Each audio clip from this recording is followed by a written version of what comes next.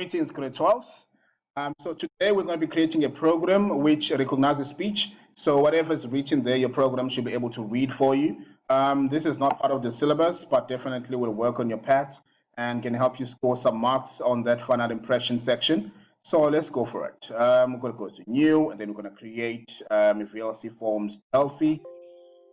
Say no. So here's our application. I'm not going to put many components over there. I'm just going to put a button. So there. So when I hover with my mouse on top of this button, I want the program to read what is written on the button out loud for anyone to hear. Unfortunately, it cannot read many languages like isiZulu. It won't work. So we will have to stick with English with this one.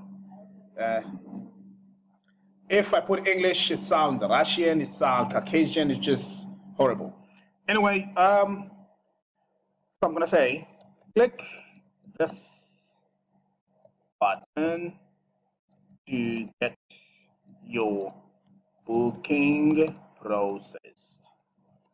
Obviously, my button is too small. I'm going to have to do that.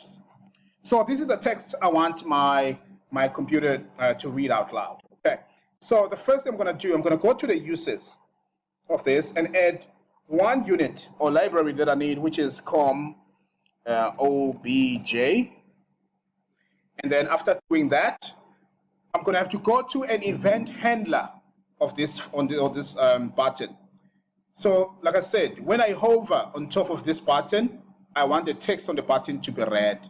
Okay, so I'm going to go to the events, make sure the button is selected. I'm going to go to events and there on move, which means when I move the mouse over this button over here.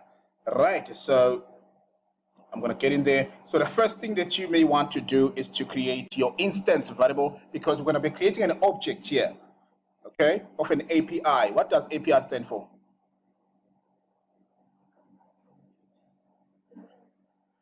People who will be doing this will also be asking themselves, will pause the video, think about it, then continue. So I'm asking you now. They can see I'm in class. So yes, what is API? Application Programming Interface. All right, it allows you to connect your program with external applications that are out there that already been made. So I'm going to create one of these applications here. This application is the one that is capable of reading the text. All right, so I'm going to go var, and then inside there I'm going to call this one voice. Doesn't mean you have to call yours voice as well. You can call it whatever you want. It's going to be of the type OLE variant. Without that library that I imported there, this wouldn't be possible. So this is an instance variable. You'll remember which now when you created your instance variables or OBJ, whatever, this is the same thing that we're doing here. So now I'm going to actually create this object. So I'm going to say voice equal to create OLE object. And which API do I want? It's called it's going to be SAPI dot SP voice. All right, and we're almost done. I'm writing the last line now, which is, see now that I've created this object, I'm going to be able to use the methods that are in that class. So I'm going to go voice dot speak, and then inside there I want it to speak the caption of the button. So I'm going to go button one dot caption, and we are done, ladies and gentlemen. All right, so let's run the program and see if it does read. Click this button to get your booking processed.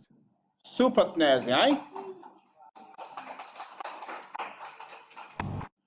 What if you have multiple buttons? Does this mean you're going to have to write this coding all over again? Not necessarily. So let's go there and create a method. We're going to call this method Kuluma. So I'm going to say procedure Kuluma, right? And this Kuluma will receive a parameter which is a string. And all I have to do is to Shift Control C. And then I'm going to take this entire coding here. X begin. And I'm going to put this coding over here. And so I have this method. Whatever button I put there, I just call the method and I feed it the caption.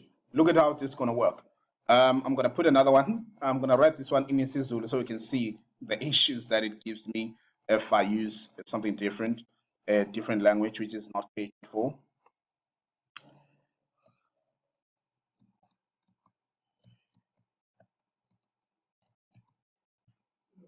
Putting it in the code.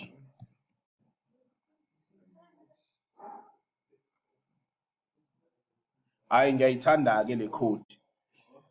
All right. So look, in this button, all I have to do now is to call my method and give it the name of the button. So I'm going to go, my method is called Kuluma, right? It's a procedure. So Kuluma is a string lapha. So sengizothi button one dot caption. Nakuleli button leli, I can also go there and go to the same event on mouse move.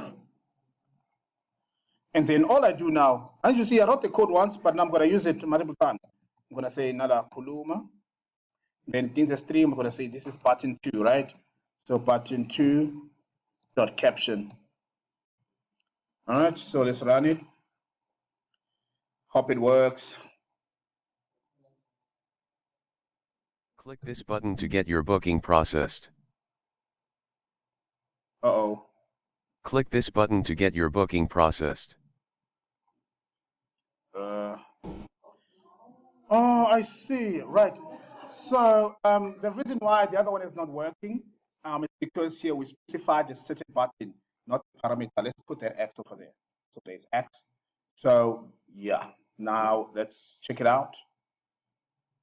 Eingijvendake LE coding. Eingijvendake LE coding. Okay, it's silent on this one as well. Eingijvendake LE coding.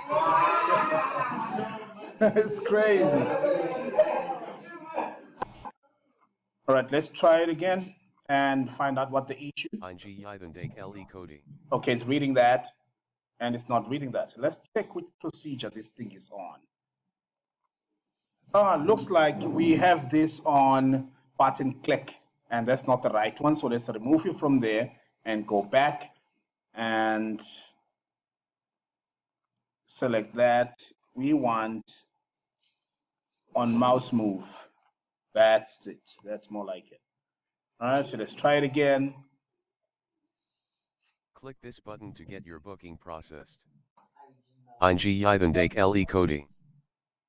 So it's working. All right.